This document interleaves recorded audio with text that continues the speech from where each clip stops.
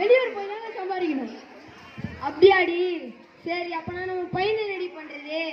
எங்க அம்மா வீட்டுல இருக்க அண்ணாச்சிக்கல்ல வேலை படிச்சிருக்காங்க, அங்க வந்துப்பாங்க அப்படின்ற. சரி ரமேஷ், நைனா அம்மா அப்பாவும் வெளியூருக்கு சம்பாதிக்க போறோம். நீ அது வரைக்கும் உங்க ஆயா வீட்டுல அண்ணாச்சி கடையில வேலை செஞ்சுக்கோப்பா.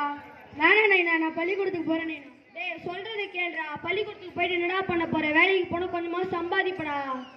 சரி நைனா, நான் வேலைக்கு போறேன். நைனா அவன் ஒத்துக்கிட்டான். எனக்கு சென்னையில ஒரு தோஸ்த் இருக்கான், முன்னாடியே வேலை கேட்டுருந்தான்.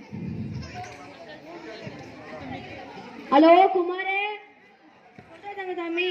டேய் முன்னாடி வேலை கேட்டுங்கடா, அதுக்கு இப்ப கிடைக்குமாடா? கிடைக்கும்டா. சரி, எப்படிடா வருது? ட்ரெயின்ல வாடா. ட்ரெயினா? அப்படின்னா என்னதுடா? ரயில் போட்டிடா, அது கூட உனக்கு தெரியாது.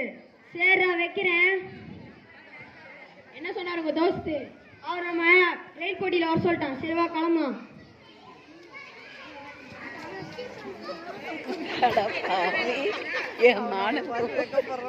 அப்பா எவ்வளவு பெருசா இருக்கு பாருங்க மெட்ராஸ். ஆமாண்டி, என்னது இது பொட்டி பொட்டியா இருக்கு? அவர்கிட்ட கேட்டு பார்க்கலாம் இது என்னதுன்னு. யாருப்பா இது கட்டினது இந்த இடத்த? I don't know. Oh I don't know தான் கட்டிருக்காரு. சரி சரி.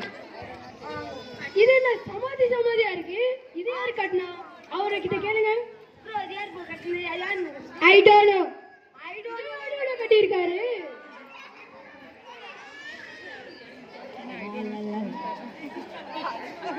ஐயோ அப்பாவி, செத்து போயிட்டாரு. என்ன பாவம். எப்பா அது யாருப்பா செத்து போனது? ஐ டோன்ட் நோ. செத்து போயிட்டாரா? எப்படி செத்து போனாருங்க? எவ்வளவு நல்ல மனுஷன். பொட்டி பொட்டியா கட்டிடம் கட்டி கடைசியில செத்தே போயிட்டாரே. ஏன்டா விளையாட்டு?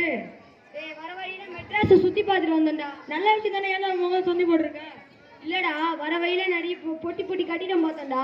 அதை யாரு கட்டினதுன்னு கேட்டா அது ஐ டோன்ட் நோன்னு ஒருத்தர் சொன்னாங்கடா.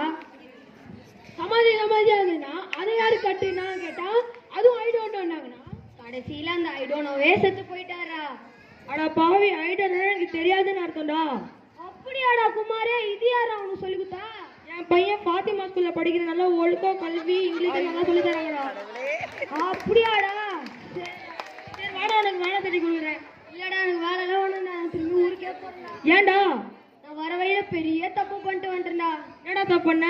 என் பையனை அங்கேயே வேலைக்கு சேர்த்துட்டு வந்துட்டேன்டா. இங்க வந்தா அப்புறம் தான்டா படிப்போட அருமை புரியுது. நான் எப்படியா கஷ்டப்பட்டாதான் என் பையனை படிக்க வச்சிருந்தா. சரிடா. ஆமாங்க போலாம் வாங்க. சரிடா வரோம்.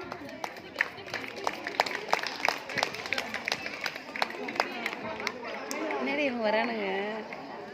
நாங்க பண்ண மாதிரி தப்பு யாருமே பண்ணிடாதீங்க. அவங்க பசங்களை எப்படியா கஷ்டப்பட்டாவது படிக்க வச்சிருங்க.